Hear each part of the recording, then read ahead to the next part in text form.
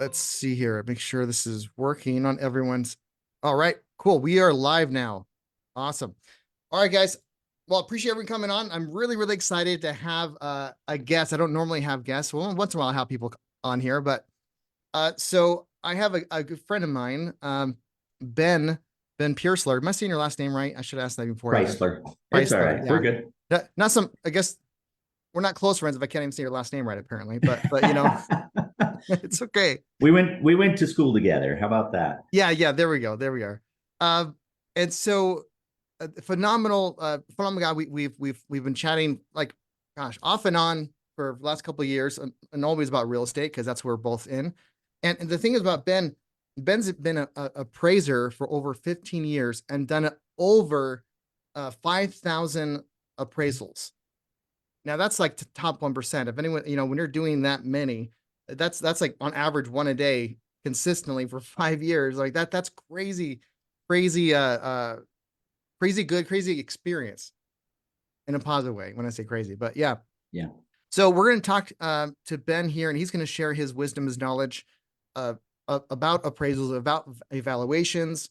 And if you guys have questions that in the realm of real estate and appraisals, feel free to put it in the comments.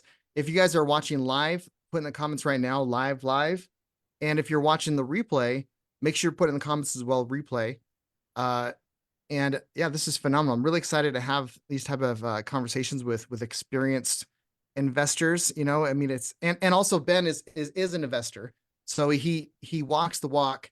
And I'm going to add a little tidbit here. Anyone I like to work with in the real estate field, whether it's an agent, an appraiser, even contractors, I want them to be investing in real estate as well. So even my loan guy that I use for like personal loans or whatever, like he's a real estate investor too. So they understand it's important, especially if you're in the world of real estate investing.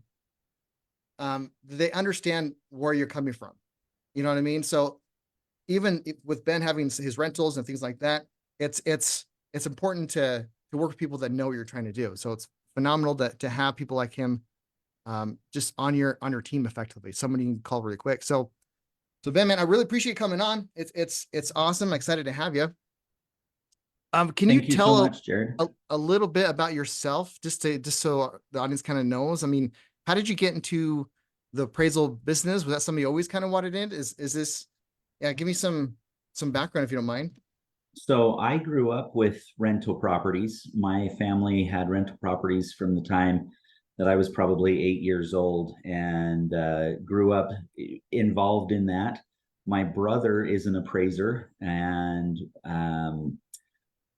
shortly before I got married, early 2000s, I started working for him doing home inspections. He had a home inspection company, and it was a great college job. I didn't plan on necessarily making it my career, but he was doing appraisals. I was doing stuff for him in his office. They're making a little extra income doing home inspections as well.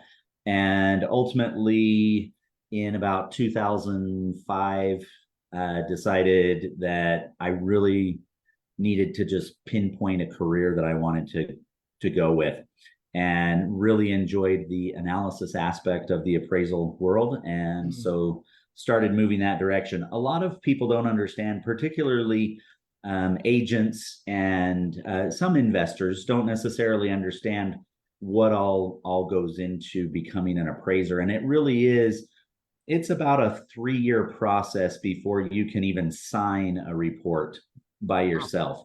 And so I worked with my brother in his office from 2005 to, well, really before that, 2002, but 2002 to 2008. And then was certified and decided that it would be best to head out on my own and start my own office. So since 2008, I have worked for myself. I've strictly focused just on appraising and investing. That's been my process. I've got 5 kids, a beautiful wife, and just living the dream to the best of my abilities. There's always ups and downs. Yeah. We've owned our business through recessions. I am on FHA's list for pre-sale properties. When they take a property back, they'll go ahead and have an appraisal done as well as a VPO to determine what repairs need to be done to the property, as well as what kind of listing price point they start at.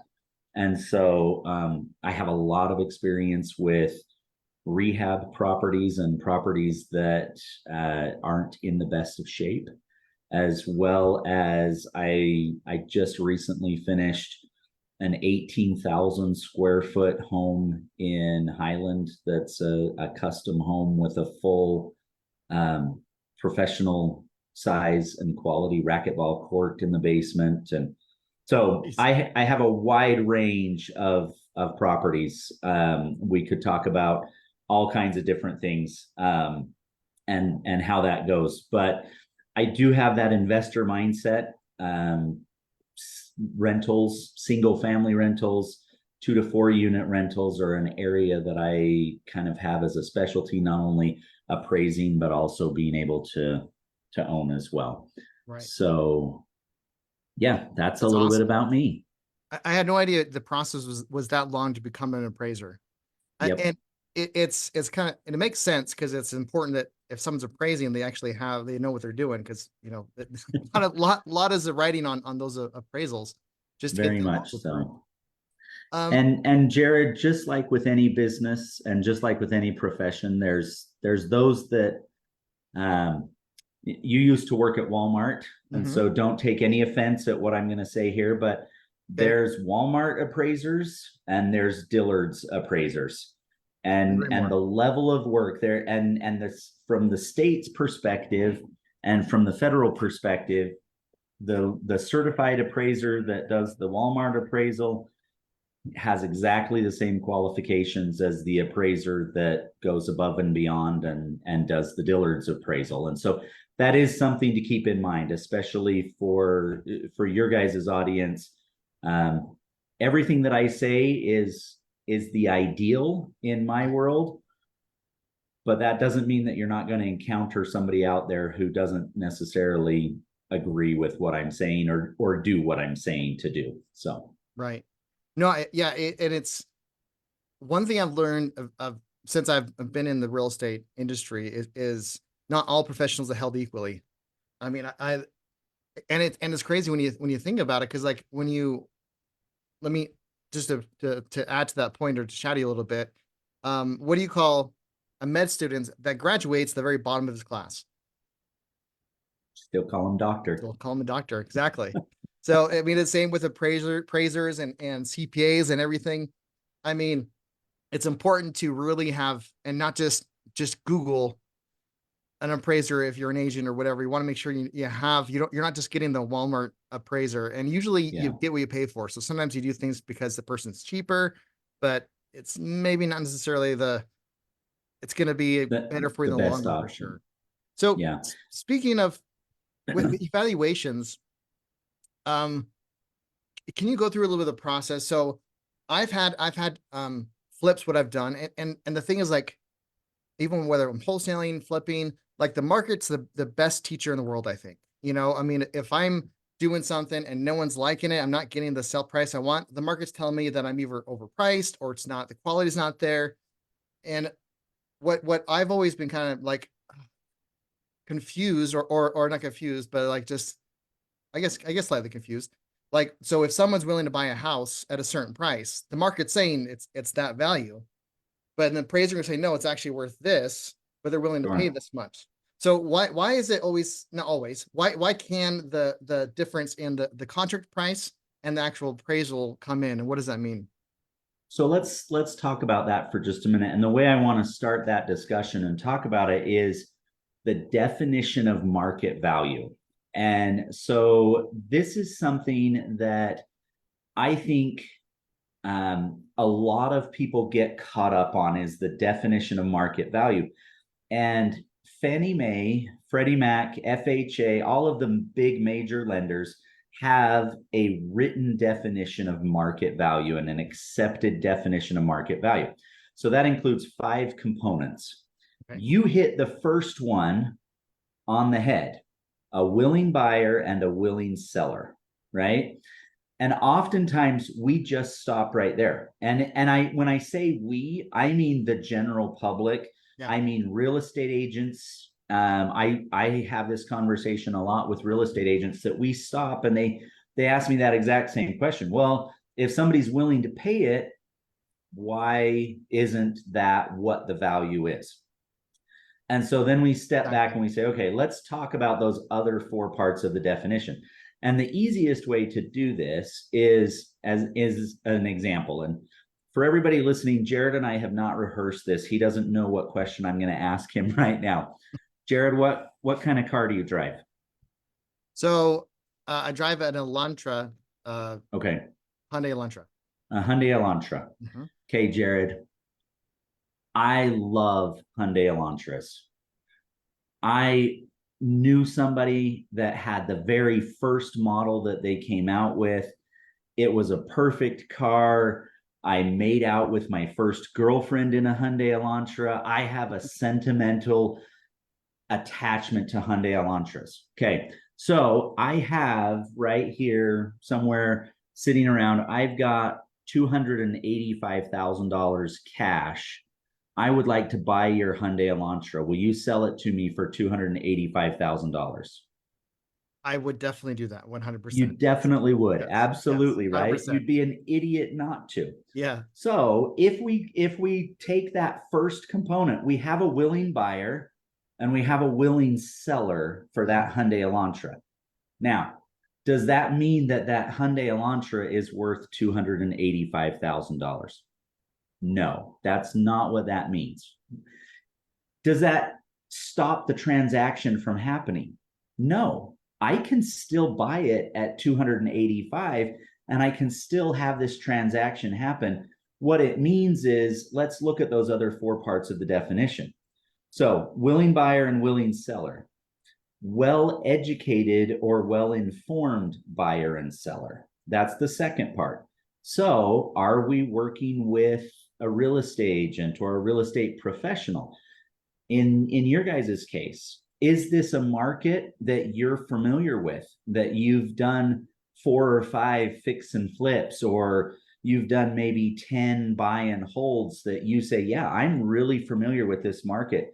Excuse me, I focus only on the downtown Ogden or downtown Salt Lake market. So I know this market. They're a well-informed or a well-educated buyer, right? So that's number 2. Number 3 is they are typically motivated. Now, when you come in and you're saying to your seller, hey, I'm a problem solver. You have a problem with this property, whatever it is, you're going through a divorce, it's a distressed property, you have to move. It's an income property that you're just tired of collecting the rents on. And so you come in as a problem solver. What's the motivation? That's something that you're always trying to find out, is why did they respond back to my ad? Why do they really want this? Right? I'm doing the same thing as an appraiser, is what is the typical market motivation? So that's the third aspect of that definition, is, are they typically motivated? I would say 99% of the deals that you guys do, the buyers and the sellers are not, they don't fit into that definition of typically motivated, right? There's something else going on out there, right? So then the fourth aspect is adequate exposure to the market. Has it been on the market, or is it, something that's only been for a couple of hours? And then the fourth is a cash equivalent deal. So is there a cash equivalent price that we're dealing with here? There's no unusual financing, there's no unusual concessions, all of those kind of things. So that's where I come back with those five components to that definition. As an appraiser, particularly an appraisal that I'm doing for one of the for one of the GSEs, I have to make sure that my that my market value meets all 5 of those definitions, or all 5 of those components of that definition. If it doesn't meet all 5 of those, then there's going to be a difference. Great example of this is within the last 5 years, from 2016 really to 2022, 5 to 6 years. In our market here in northern Utah, and in the country in general, there were pockets here and there, but you really had an auction mentality market. You really did. And so that auction mentality kind of became the market a little bit. But now, with money costing more, that auction mentality has stepped back. You don't have as many people going, oh yeah, I can pay 70, 80 grand above asking price and still be able to make the value work. So that's the biggest thing, is as you get an appraisal back, and the terminology that the typical person uses is it's a low appraisal. Well, I know hundreds, if not thousands, of appraisers across the United States that take that personally. When you use the terminology a low appraisal, excuse me, they take it personally. And that's so hard, because I know what you're trying to say. You know what you're trying to say. You're not coming in personally attacking the appraiser saying this guy's an idiot or this lady didn't know what she was doing. Right. You're saying the numbers aren't matching up. So what I would do is remember that definition of market value. Is there something about your deal that doesn't meet those 5 components? And that's the very first question. Maybe it is seller financing. And so you're willing to pay a little bit more because cash flow down the road. I mean, you and I, the deal on Jefferson that you and I talked about quite a bit, I wanted way more than what anybody was willing to pay because of certain things, right? So if I would have agreed on that, then somewhere down the road, that wouldn't have met that definition of market value.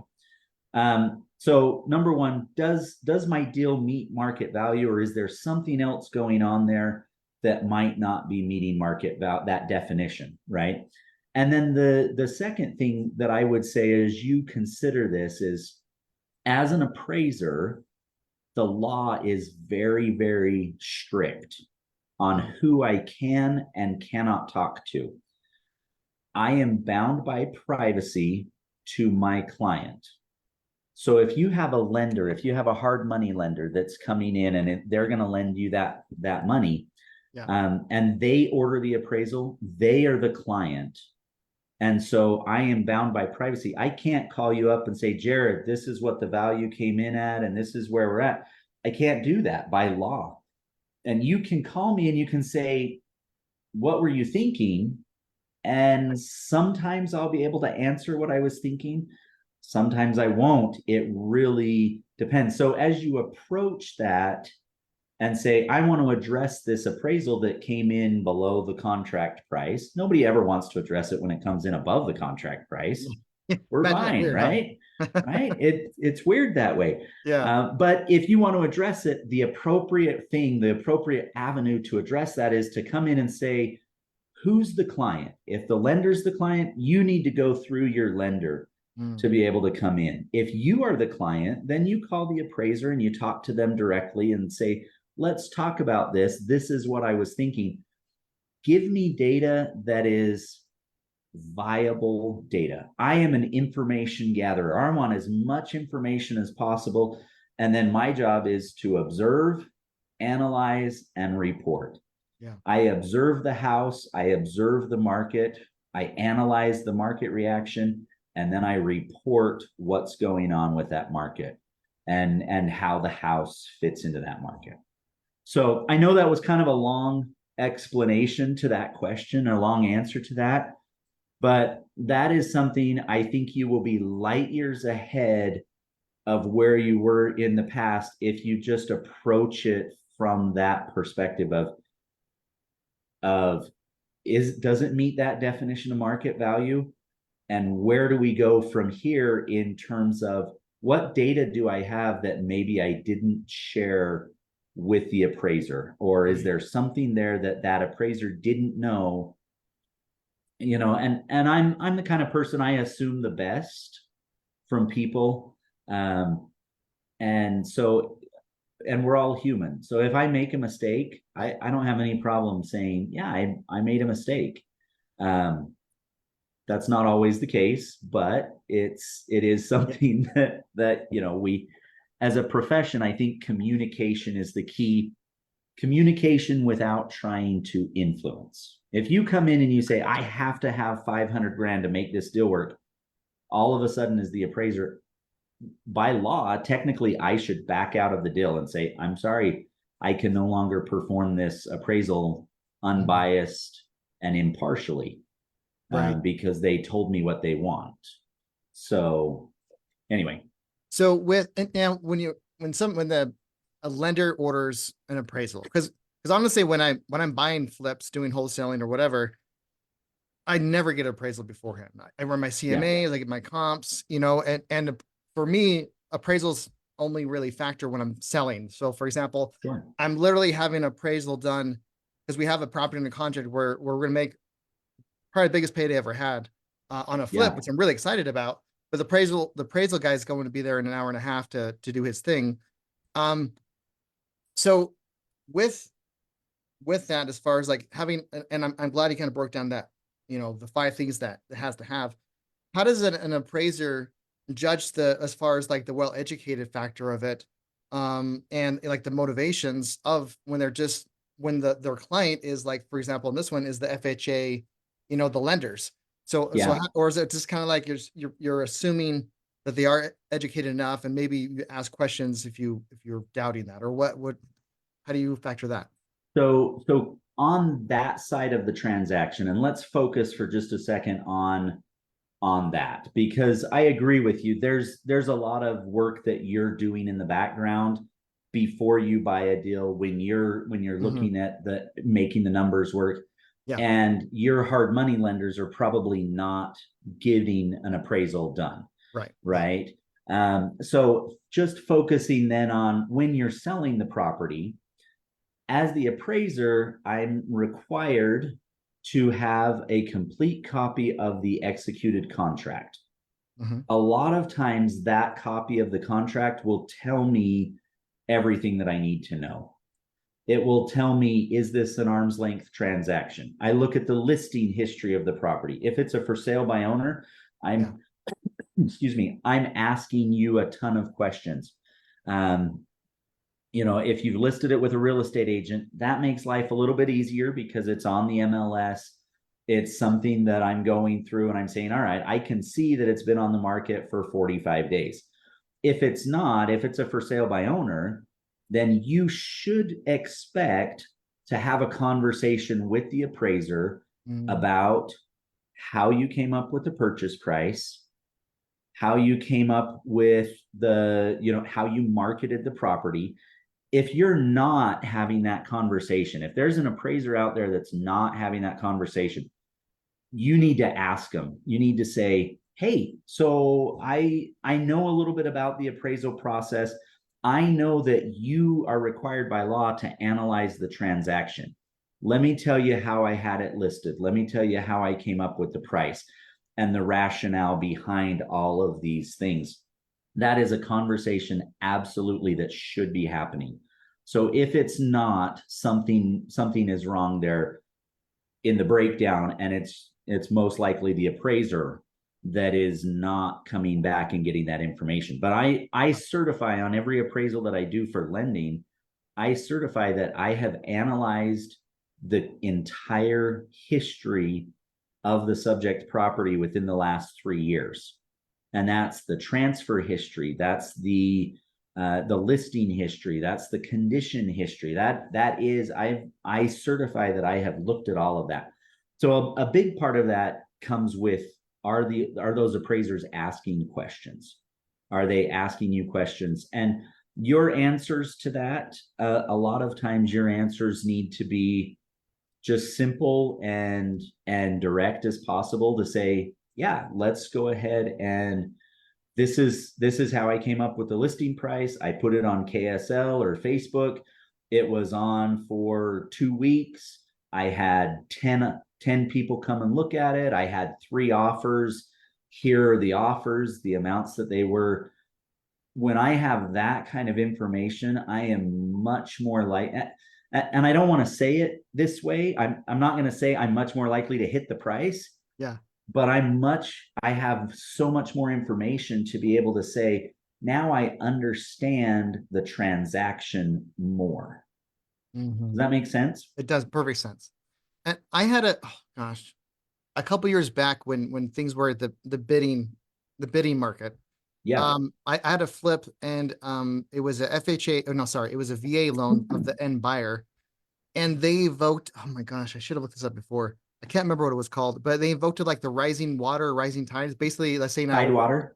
Tidewater. Thank you. Yep. Tidewater. I didn't quite, and at the time I was an agent. I didn't even know what that was even a thing until it happened. So I had to like show proof of like where like my comps of like when I originally did it months ago, and I had Yeah. good. I mean, fortunately I had them. I was able to show my comps where I was at, and so when is like when would something, is it just because it's like it's overpriced, there's not enough comps the same way, or what do you?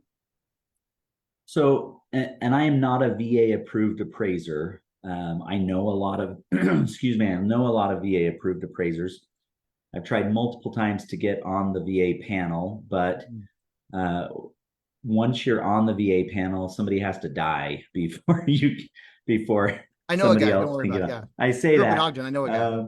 But anyway, so having said that, Tidewater is something that is unique to the VA program, to the VA platform, because it allows the appraiser to stop where they're at in the analysis process and say, I'm just not getting it.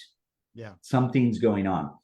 And like I say, for all other deals, that's where you as an investor, you can be proactive to say, I'm going to meet the appraiser there and show me the comps that you used. Have a list for me of all of the improvements that you've made to the property. If it's something as simple as, yeah, I painted the inside, that was it. All we did was paint and carpet. Great. Tell me that you painted and carpeted. Don't try. A lot of times people will try to oversell the property to the appraiser. Right. I came in and I had my kids work on this flip and we did it together, and look at our family pictures of us here in this flip, and this is so great. And I'm not buying your house. and I some of those things I don't necessarily care about because the overall market doesn't necessarily care about them.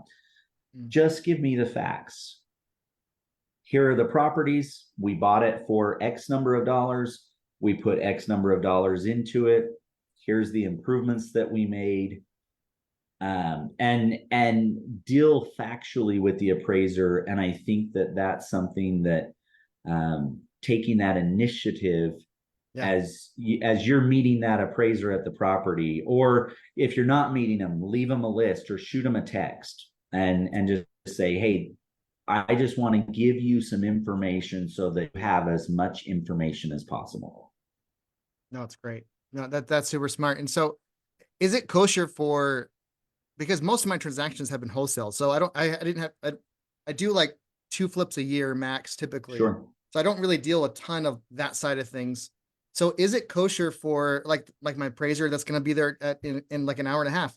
Is it kosher for me just to show up, or would I have to go through my agent or what would be acceptable? No, I think there's some appraisers out there that say you can't talk to me.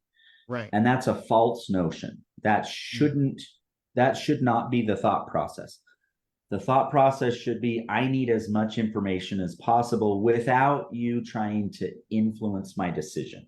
And that's really where we come back to, are you trying to influence my decision or just give me information?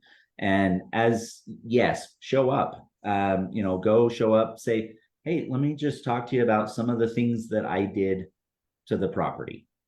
And I've studied the market in terms of this. I realize I don't have access to the MLS, or, recognize your weaknesses as well and say, so I realize you might have some data that I don't have, but here's my rationale. And I think if you approach it that way, if you approach it, this is my rationale, that's so much more helpful and is so much better to be received than this is why I'm right versus why, or this is why you're going to be wrong if you don't come in at the same number that I think.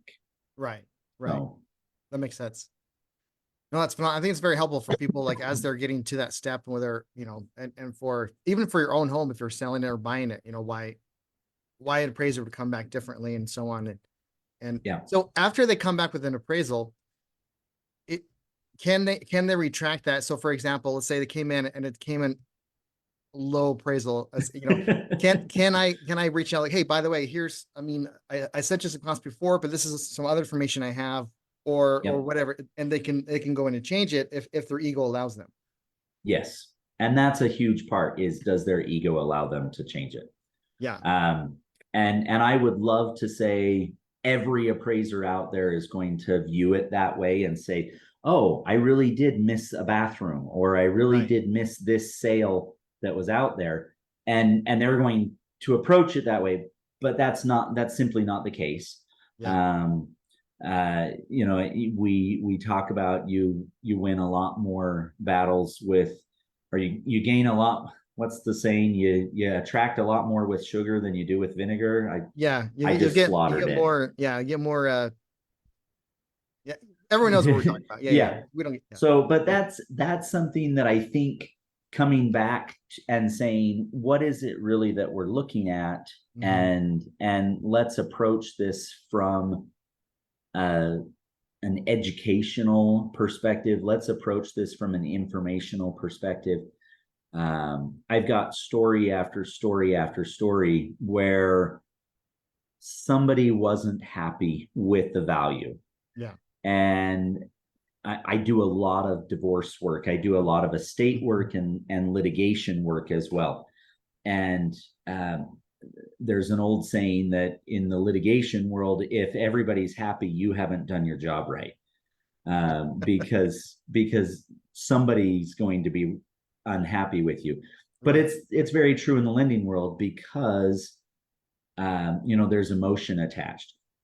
There's not as much emotion attached in the investment world, because as an investor, you're looking at this property as a cash flow. You're looking at it as it was an investment, it was a flip. So you're looking strictly at the numbers more than you are, this is my house that I lived in for 25 years and I raised my kids here. There's not that emotion.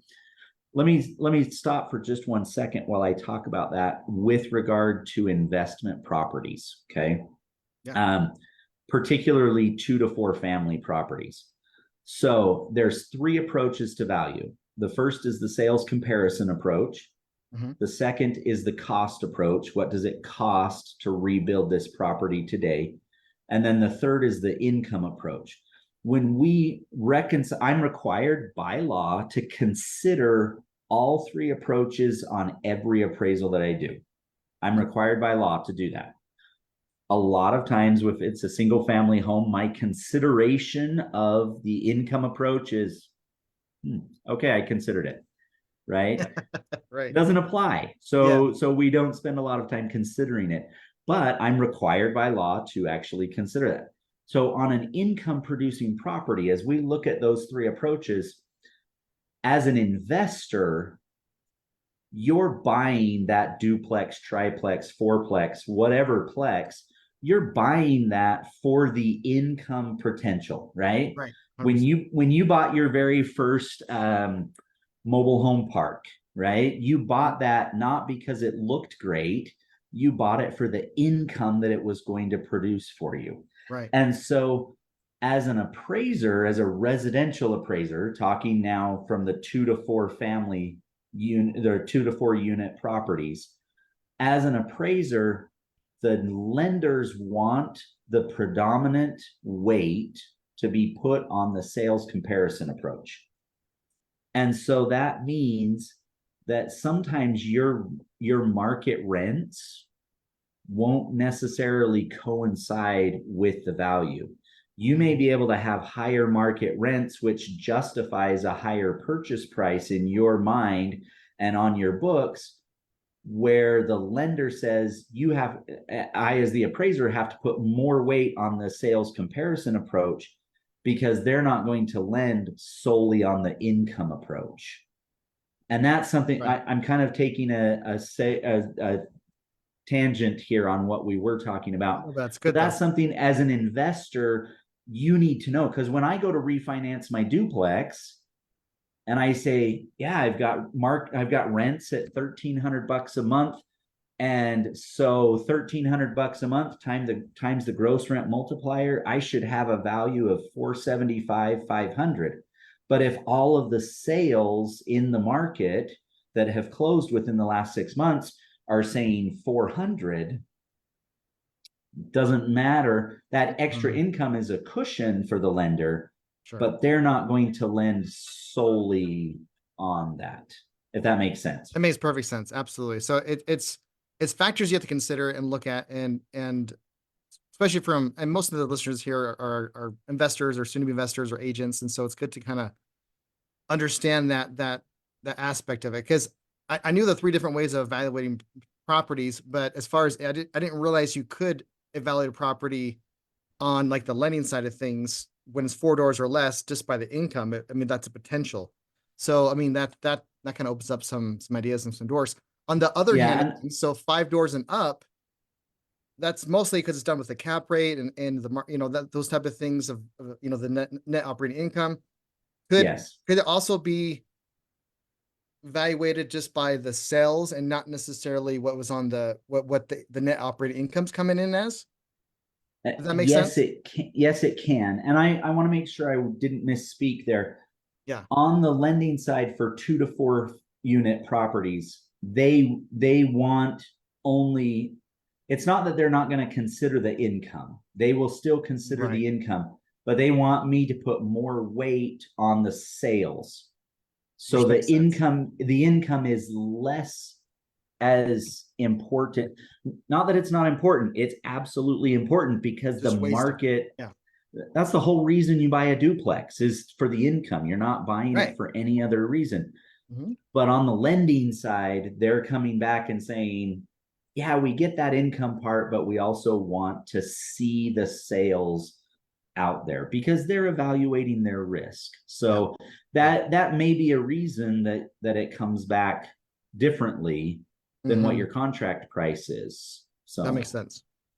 But yes, all 3 approaches can be used, and you can in theory you can use 1 or 2 or 3 or a combination for them. So that's awesome. I didn't realize you can, that kind of opens some potential doors open.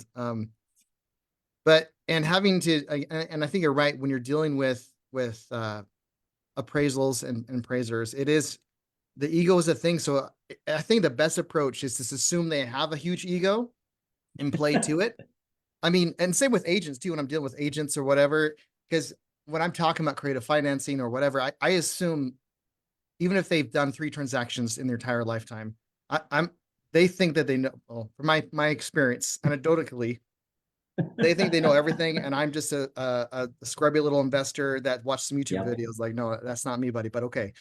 And so I'm always like kind of on like, yeah, I know you understand this part. So this is how, so even though I'm kind of explaining something because I know they don't understand something because just how they're talking and language they're using, it's always like, oh yeah, I know you get this, but just so we're on the same page.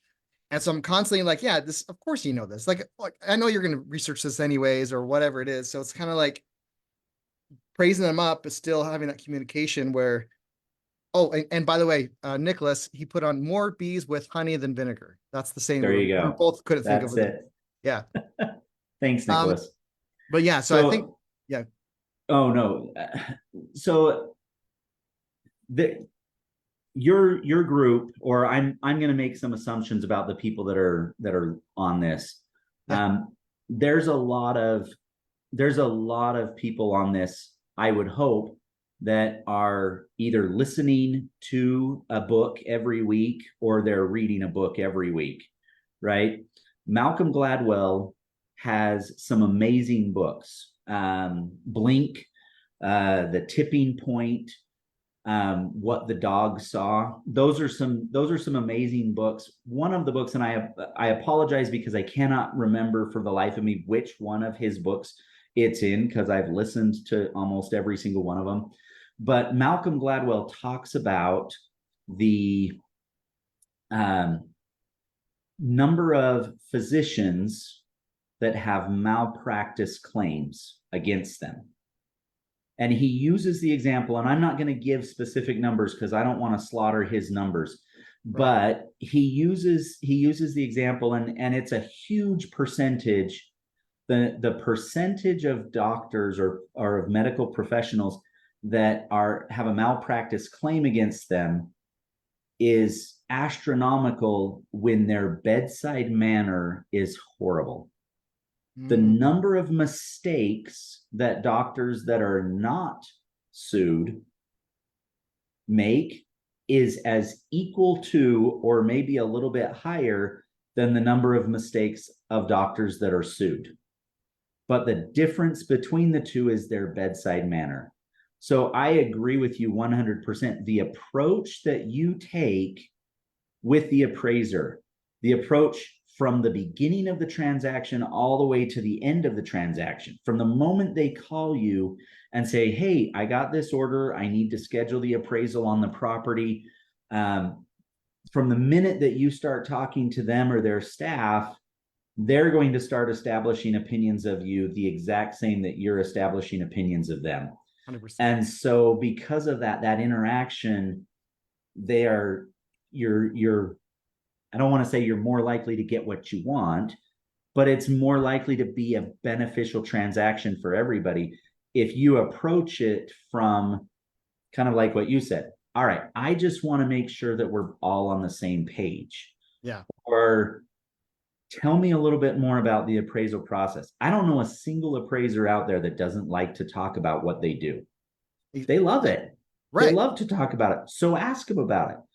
And pretend like you're interested and want to know, and they'll give you a bunch of information, and they'll be more willing to take your information in the future. And 100%, and especially if they're way off on comps, like, or whatever it is, right? That, sure, from your opinion. And if let's, because they're human and they can make maybe because I didn't give them the information to begin with, or my agent didn't, or whatever. And so if we go about it talking to the appraiser, like, oh, so, and you're just curious, like legitimate curious about the process, and they're gonna be more curious, and like, oh, you know what? When you're mentioning this part, when you're checking out some of these, I'm such an idiot. I forgot to send you these XYZ things.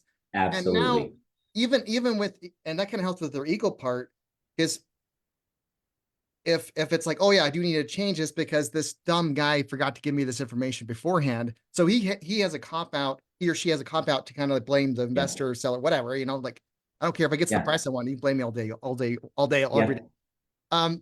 So yeah, I think that's a good strategy. And we're speaking, we're on the same page, you and I think, but yeah. Well, and that kind of leads to something else that we talked about a little bit before we started the call, that I think is, as I'm looking at the time, I want to make sure we're considerate of everybody's time, but over improving or making an improvement, and what does that really do to the value, right? Yes. So let me take just a second and let's talk about that, because your market participants, everybody on the call is a market participant, right? And whether you're a buyer or a seller or a wholesaler, you're part of that transaction, you're part of the market out there. But coming back to that definition of what meets those 5 components, right? I, as a general rule, never say something doesn't add value to a home. And the reason that I approach it that way is because it affects the marketability. It doesn't always affect the value. Right. But I'm dealing with a data set. I'm dealing with this set of information. And as I'm dealing with that set of information, I'm looking at it and I'm saying, what can I support and what can't I support? All day long, I can show you data that says a 2-car garage versus a 3-car garage in X neighborhood is worth between $7,500 and $10,000, right? That extra bay is worth that 7,500 to 10,000. Everybody, I need to make a caveat. I am not giving you a value. I'm using an example, right? But I have data out there and I can show that data. Now,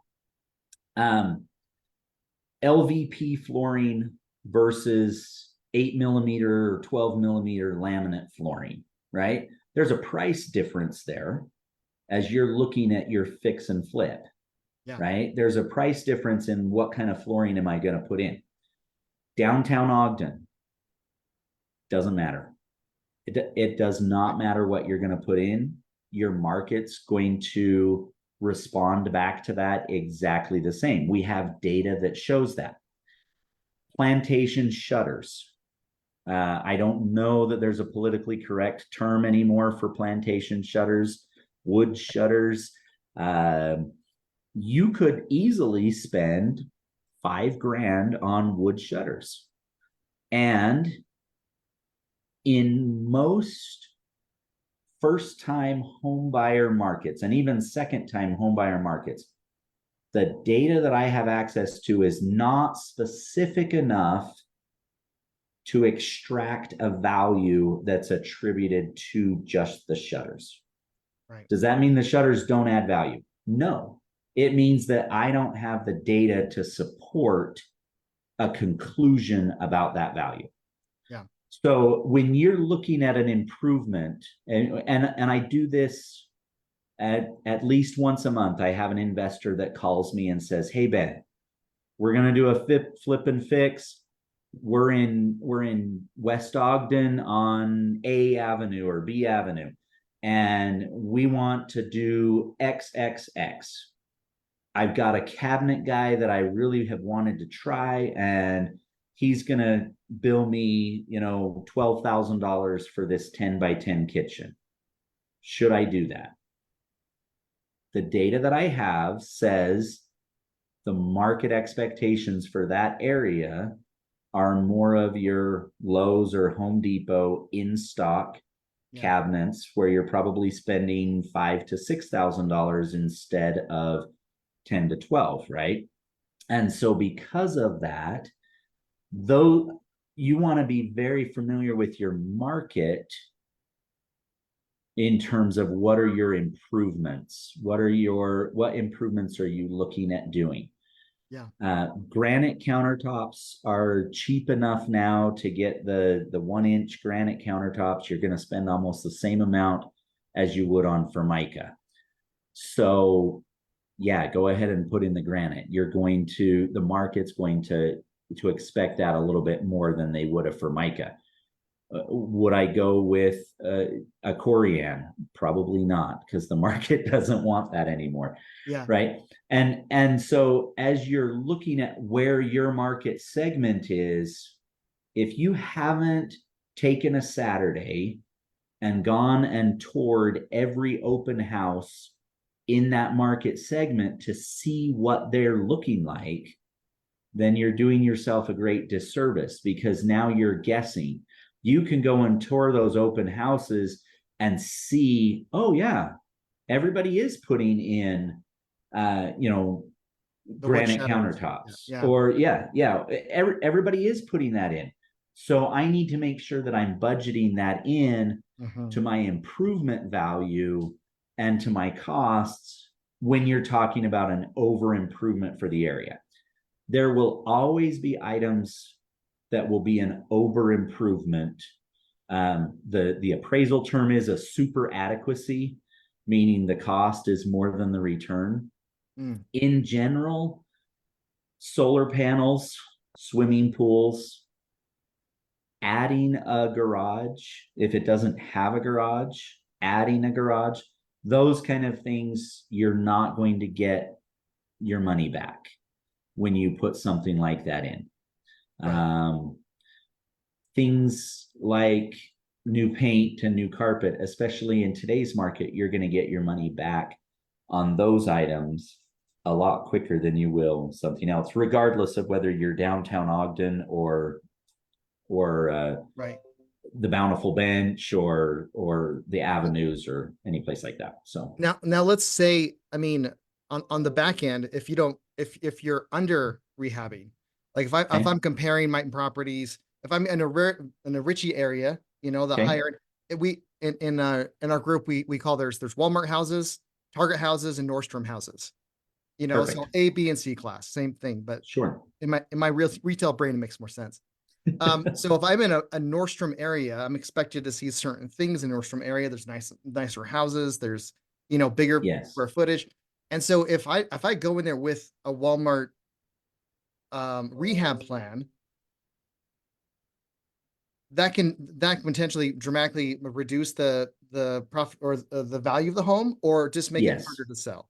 So what? Yeah, right. It the answer is yes to both. As an appraiser, and this is something I'll be a little um, not politically correct here. Yeah. Um, I'm not an idiot, Right. and most appraisers are not an idiot. Right. But we are treated a lot of the time like an idiot. Mm. Um, when someone says, "Oh, I did this shiplap siding myself. I'm so proud of it."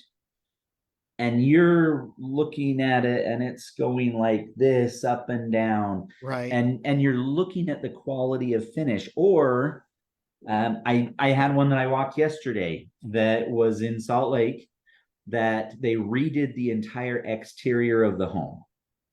And they used LP Smart siding, which is a wood base siding for those that Mhm. don't know. And I could tell what it was, but I wanted to verify. So I said, "So was this the cement based or the wood based siding? Which one did you put on?" Yeah. And the guy goes, cement based, because that's the more expensive one, right? And I said, "Yeah, it typically is, but are you sure?" And oh yeah. It's the cement based siding. So there's some things that walking through that property, yeah, if you're in the Nordstrom area Hmm. and you're putting in 3-inch baseboards that you've come in and you've ripped out all the carpet and ripped out all the baseboards and you're putting in 3-inch baseboards and your LVP flooring um, isn't, even if it is straight, Yeah. I can tell. I've been in enough homes, and most appraisers have been in enough homes that we know where you skimped and where you didn't. Hmm. And you're going to find that yes, it does have a slightly longer days on market. And that's something that coming back from the last 5 years, particularly in the last 12 to 18 months, because money is more expensive, your typical buyer, your typical market participant, we have to use the correct terms, your typical market participant is more concerned about the condition of the property than they were 2.5 years ago. Two Hmm. and a half years ago, you come in, you buy a property, you paint the cabinets, you paint the walls. Sometimes you didn't, and I'm not picking on anybody here in the group, but sometimes you didn't even remove the electrical fixtures or the Right. light fixtures. You just rented your paint sprayer and you came in and you sprayed everything. Hmm. And Seen those. that was okay. You got away with it.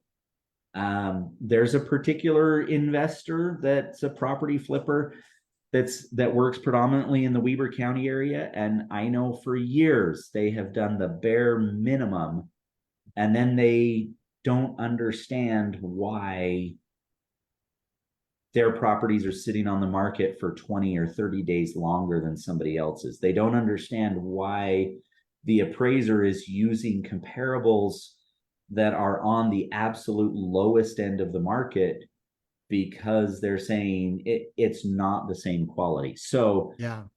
yes, absolutely, it is very possible to under improve as well, especially for those areas that you talk about with the Nordstrom homes. Yeah. No, that makes perfect sense. And I think that idea that you said is the area you want to invest in. Take a Saturday or two and go to every single open house. You can look at, even if you don't have time for something like that, even just looking at the listing pictures will give you an idea. It's better to go there, but the listing pictures will at least give you a rough idea of like what's going to happen. Like this flip I'm doing now, people say you should have updated this, did this. And like, well, no, I don't think I should have, because look at every single area, every single house in this area. I mean, if anything, I'm above what they are. So it just be over rehabbing, extra cost for no reason. But so that's phenomenal information. And real quick before we hit it, but or end this, I wanted to ask about Zillow and third party evaluation websites. Okay. And if we can maybe touch a little bit, I know, as far as time goes, are you okay chatting a little bit? Like I'm okay. I'm okay going a little bit longer. Yeah. Okay.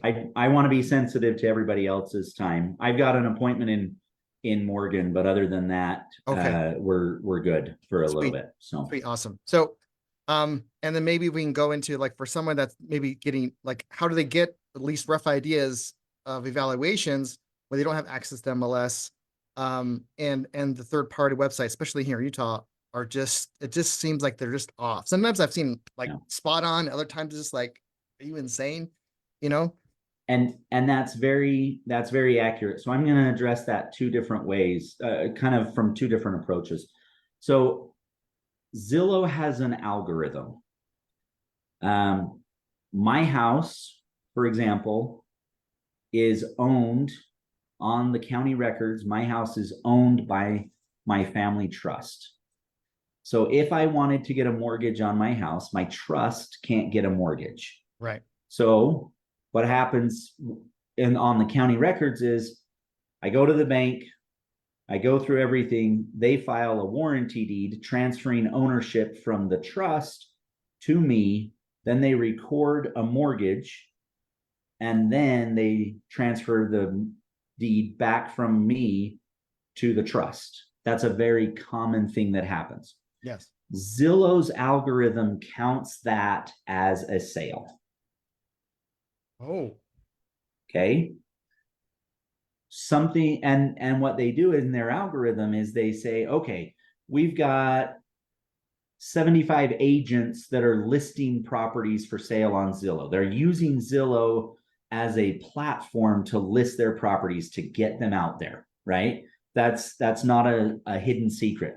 So Zillow's algorithm takes those listings and says, this is the listing data that we have. These are the number of days on market that it sold. So they have accurate listing data and they have accurate days on market for what they're looking at in their algorithm. But then what ends up happening is they're taking that algorithm and they're applying it to my transaction as a sale. And they're saying, we know that 20% of the homes that sold within this zip code sold with FHA financing. So we're assuming that they have a 3% down. So then they're calculating that off of those percentages that they have. That's a very simplistic way to detail what Zillow's algorithm is doing.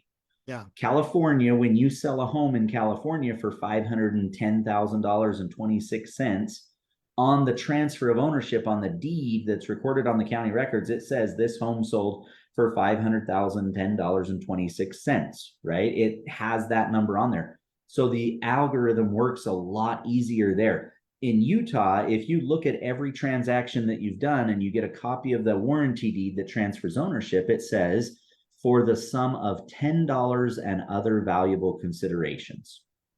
Every one of them in the state of Utah says that. It does not list the price that you paid for that property because we're a non-disclosure state. So that's one reason that Zillow is all over the place, is because they're going off of, okay, this is what we're listed for, this is what the market's doing, this is what the days on market is. You can look on Zillow and have a pretty good idea of what your competition will be. Right. What you're not seeing there is you're not seeing the percentage of sold to list price ratio. You're not seeing how much of that property was, how much of that sales price was concessions, right? All of those things that bring it down to a cash equivalent deal. So to answer the question, you have a good start with websites like Zillow. And I'm not saying they're all horrible, but the state of Utah has also implemented, I can go right now as a public viewer and look up what by your name, I can look up your house and what the county tax value was.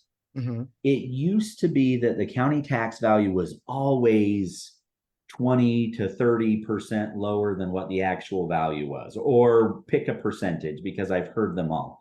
Yeah. The county has access to a lot of great data. And so their values are not as off. Theirs are more of a lag in the data, because a lot of people don't realize your county value, your tax value that you're going to pay taxes on in November of this year of 2024, the effective date of that value is January 1st, 2024. So what was your house worth January 1st, 2024, according to the county? And that's what you're being taxed on. That's the value that you're being taxed on in November of that same year, right? And so utilize the county tax records. They're going to be somewhat close. They're not going to be perfect, because there's always going to be a lag.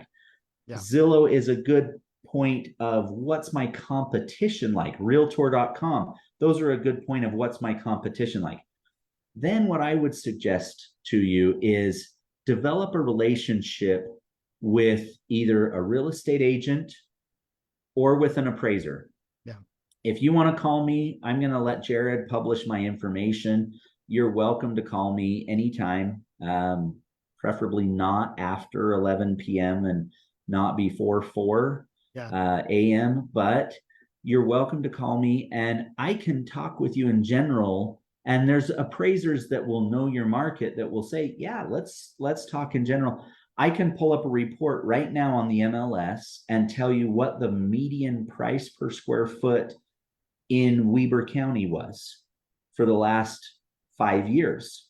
I can tell you exactly what that number was. I can also tell you what the sales to list price ratio was. So that's not a perfect, it's not going to be a definitive answer every time, but what it is going to do, I did an appraisal for a property in Clinton just a couple of days ago. And the median price per square foot in Clinton within their zip code or within their city limits was $197 a square foot. That's the median price per square foot. But the original list price to sales price is between 92 and 97%. So that means that I should discount at minimum. If my list price that I want is 500,000, I need to discount at minimum 3% of that, just simply anticipating. And I can also tell you that concessions, the median concession amount is about $12,000. So now I've discounted it that 3%. Now all of a sudden I've also discounted it that $12,000, because now I'm going to be anticipating paying that median amount. And the median is great because it's right in the middle. There's outliers on every average that you do, right? 100%. And ultimately you're developing a formula, you're developing a method for evaluating your risk. You're not right every time. And neither is the appraiser. And neither is the agent. If I was right every time, I will tell you right now, in 2016, I would have mortgaged everything that I have and cashed in all of my retirement and bought townhomes. In 2016, I would have bought every townhome I possibly could have. And then I would have sold them in January to March of 2022 because I would have made a killing. Oh yeah. But none of us have that luxury of knowing that, right? Right. So nobody's perfect. Your analysis isn't going to be perfect every time. And the other thing, coming back to approaching that appraiser, their analysis isn't going to be perfect every time, and they know it. Oh yeah. But will their ego allow them to say, yeah, I made a mistake, or no, I really did study the market and this really is what I'm seeing. Yeah. And that's the hard part. But Zillow's a good starting point. It gives you a good listing starting point, but understanding that closed data, if you want that closed data, you have to develop a relationship with somebody that has access to it. And on that point, what I see, one of the number one mistakes people make when they're building those type of relationships with appraisers, with agents or whatever, once they get someone like, yeah, I'll run some comps for you, they overuse them until the person doesn't want to do anything for them. Yeah. So, and it's like when you're excited, oh great, I have somebody run comps, I'm going to send it all to Ben and just, hey, here's these 5 deals, can you take a look at them?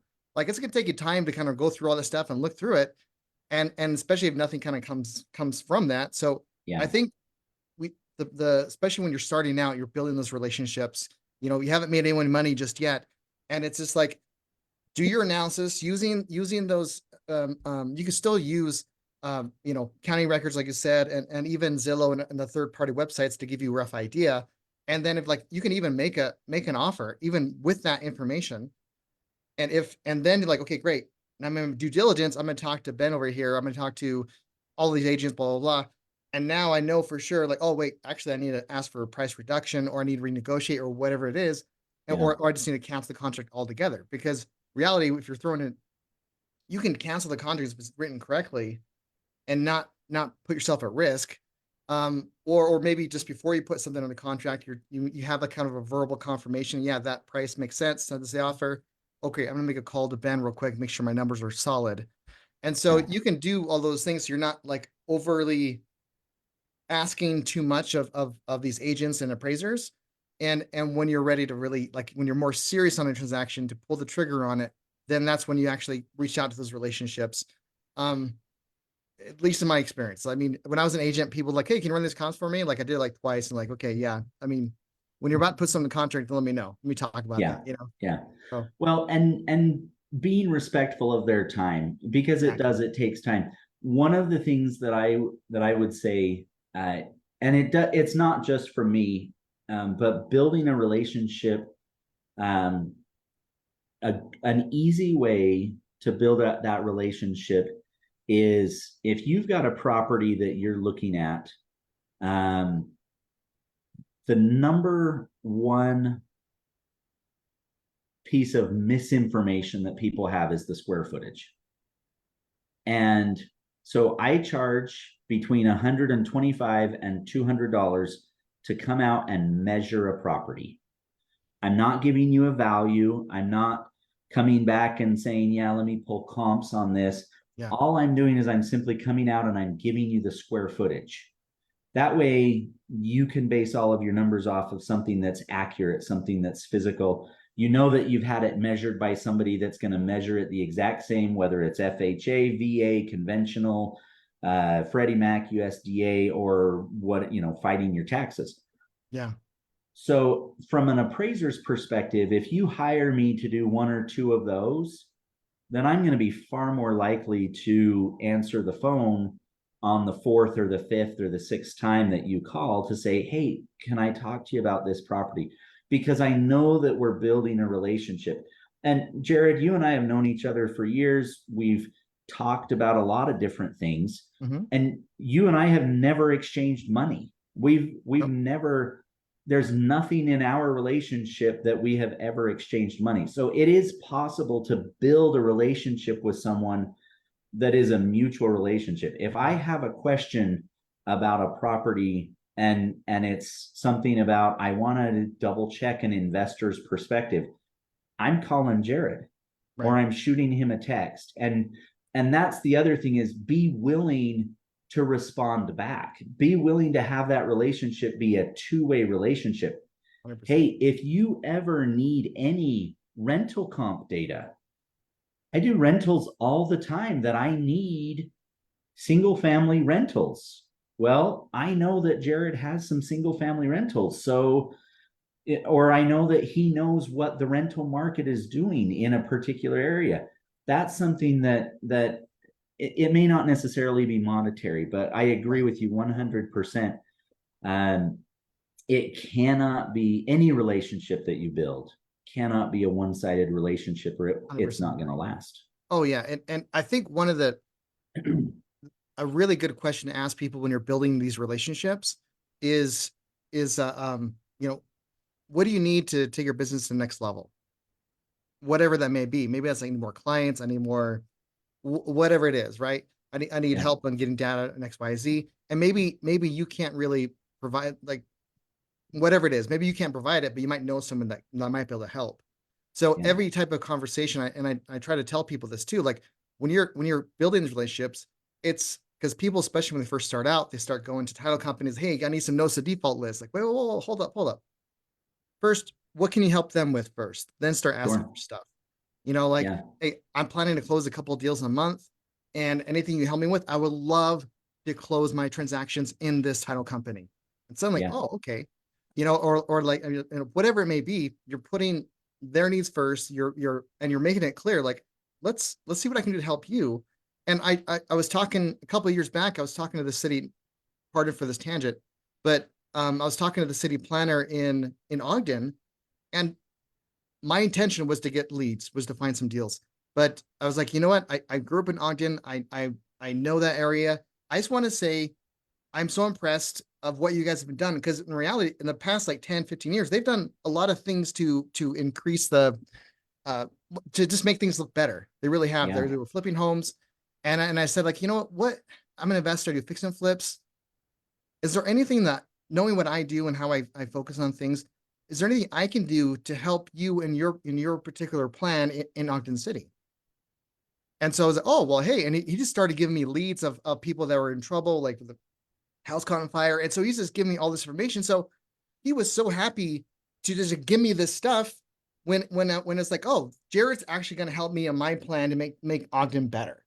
As yeah, opposed to like, hey, do you exactly. know anyone that might want to sell properties? Like, I don't know. I'm the city planner, dude. See ya. You know, Yeah, completely different. yeah, But exactly.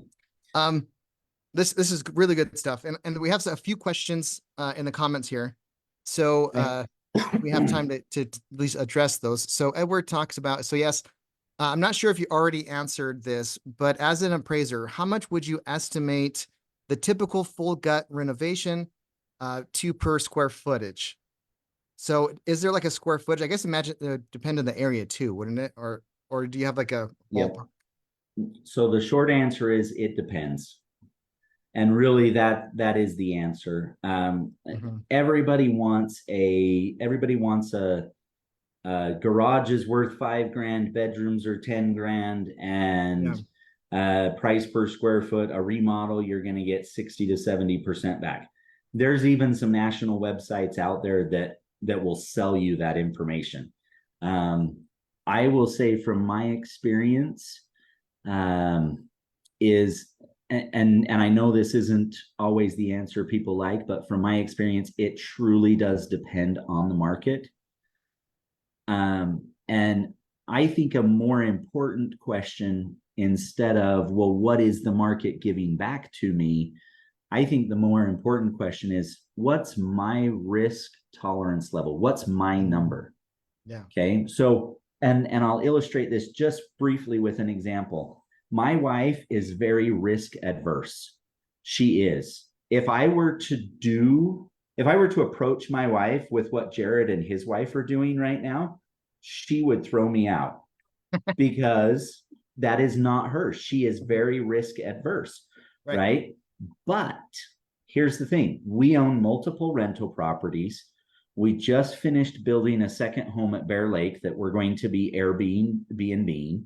Nice. And when we took on those risks, we evaluated them at the very beginning when we bought our very first rental. I said, what are we willing to do?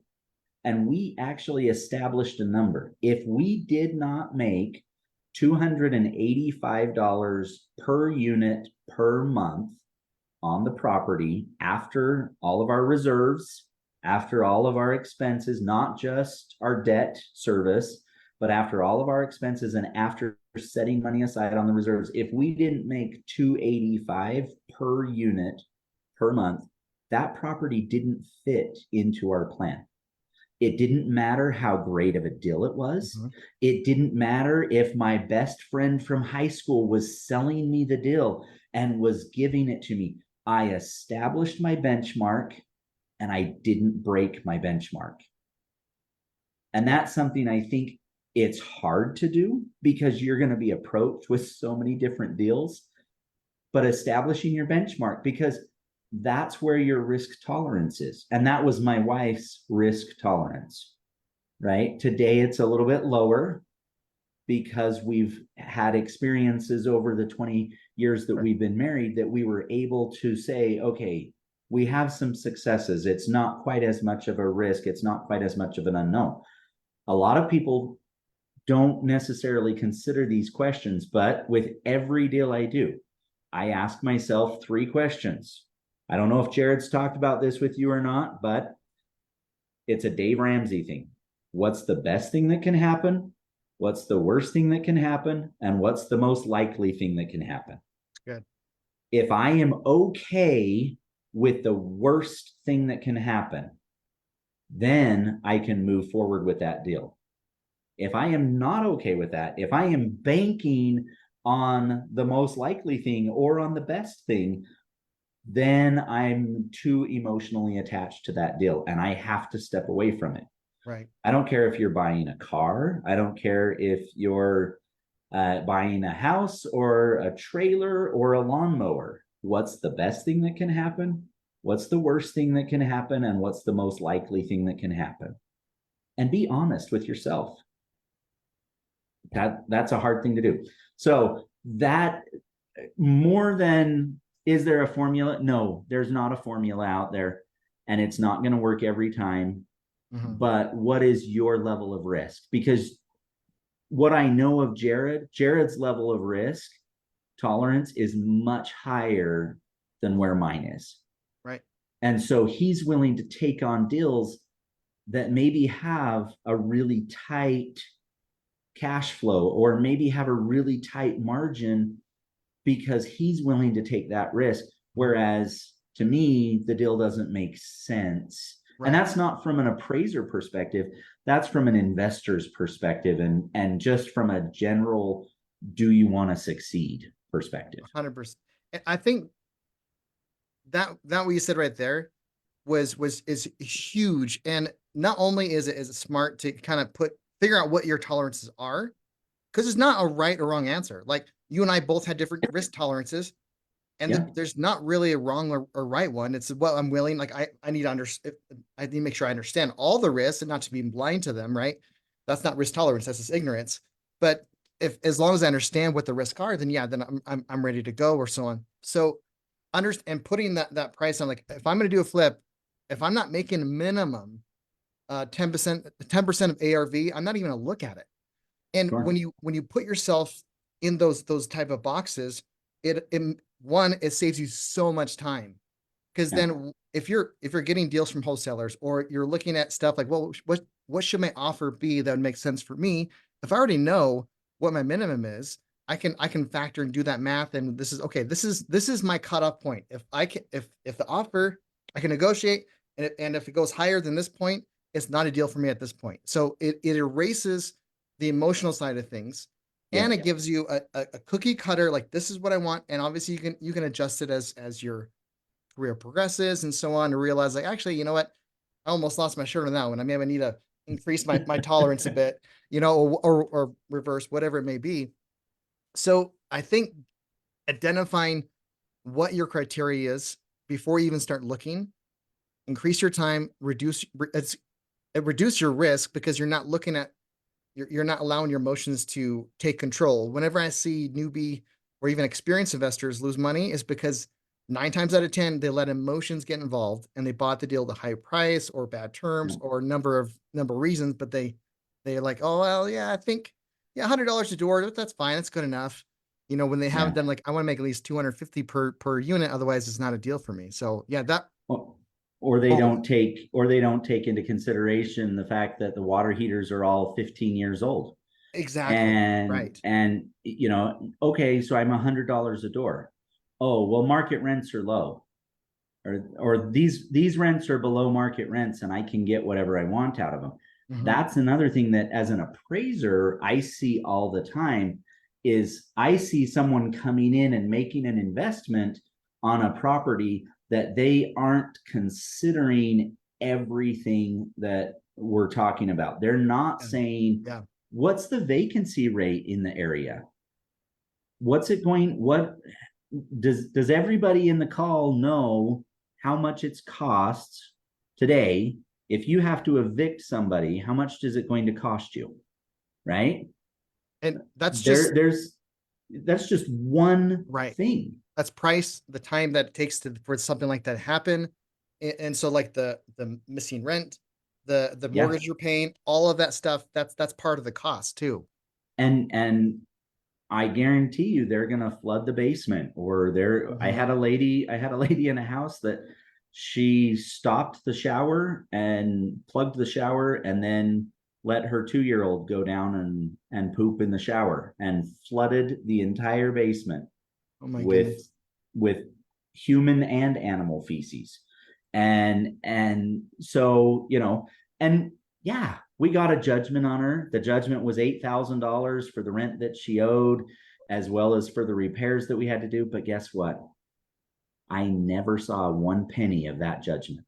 Right. And it is now 7 years later. So the judgment's coming off of her credit. And yeah, I have the reassurance that I got the judgment, but it Right. was going to cost me 10 grand to be able to earn the 7, or to get the 7 that I was entitled to.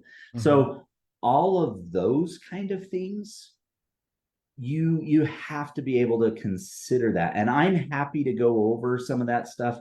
If people want to sit down, and I have a form that, it's a lender form that the lenders use when you're buying a 2 to 4 family property, or even excuse me, or even a single family rental, that goes through and, what's the replacement cost of a water heater? How many years left does it have? And I can set out and say, okay, here's your monthly debt service. Here's the amount that you should be setting aside for reserves Yeah. per unit. Here's what your cash flow is going to be. And a lot of times those reserves are where people get caught, because they're not setting money aside. I realize I'm kind of Yeah. digressing just a little No, bit, no, but but it's important for people to kind of realize and think about, especially when they're, whether, and even if they're, like, for example, even if they're wholesaling something, you know, if you're not thinking like that, like, what you're not gonna, it's gonna be harder to find buyers because you're not factoring those type of things, which they already are. yeah, So, I mean, a lot of people start off wholesaling and they see this great, oh, great seller financing. It's great, awesome. I'm And like making no one wants it, 10%. but like the water heater's about to go, the roof is going to have to be replacement. So it's not just that down payment. The investors are looking at that stuff too. So whether it's for Yep. yourself or wholesaling, for as a prime example, Yeah. you got to keep that in mind. So yeah, that's phenomenal killer stuff. Um, I had Scott here. He asked a question, says, what about, and I think he asked this during when we were chatting about the adding value to properties, adding bedrooms and whatnot. Okay. What about windows? Is it always smart to replace aluminum when selling? From an appraisal perspective, especially if your market is predominantly VA and FHA properties, yes, having a window that is functional, particularly in bedrooms, is always going to be a benefit. Yeah. I would make sure you know a really good window guy. If you're using K Designers or Champion, sorry if anybody's on here from K Designers or Champion, you are paying way too much for your windows. Like 250% too much for those windows. Wow. Same with heating and cooling. If you're doing something, the reason that I say with windows is FHA and VA want to make sure that there is adequate egress in and out of a room. And so that's something that if you've got aluminum windows that don't function, that are rusted shut, you're going to have to fix that anyway. If you've got wooden windows that are painted shut, you're going to have to fix that anyway. We could have a whole hour conversation on FHA and VA requirements and what I see people doing, flippers in particular, what I see flippers not doing that come back to bite them later with FHA stuff. But Yeah. Value wise, I still would be hesitant to say you're going to get a dollar for dollar back, especially if you buy higher end windows. But I would tend to argue that windows are something that you're going to get more money back on. You're going to get a higher percentage back than you would with some of the other repair items, simply because they're looking at that from an energy efficiency standpoint. They're looking at it from a safety standpoint. If all of your houses are within 10 years, then no, don't touch the windows. Right. Even if they're within 15 or 20 years, don't touch the windows. But if you've got aluminum windows that have a function issue, then I would say from an appraisal perspective, it's worth it to be able to ensure that you're not going to have any issues. And from a marketability perspective, you're not going to have any issues down the road. Absolutely. And that's whether you buy and hold or whether you're turning around and selling. You are not going to make 100% on the windows. Just know that. But I think you're going to sell the house faster and have increased marketability if you have newer windows. Right. And it makes sense too, because especially if you get, when you're in a market with a lot of FHA and VA requirements, and if the agents will experience agents that's worth their salt. They'll as they're walking through the clients, like, oh, hey, by the way, FHA is going to have a challenge with these windows. And so even a family that was going to put an offer on it, but because of that challenge, they may not even put an offer on it because they know that's going to be a thing. So I think it's wise. Yeah, I couldn't agree more. So some things are, maybe you don't get the dollar back, but you're definitely going to get, potentially, I mean, it's kind of hard to say, but you're definitely going to sell it fast, like you were saying before, or at least have more options at the very least. And you bring up a good point. As an appraiser, and this is something to know, as an appraiser, I'm looking at the overall property. So as the investor, you're looking at it saying, here's the sum of all of these repairs that I've made. Yeah. I bought it for 100,000. I put 35,000 in.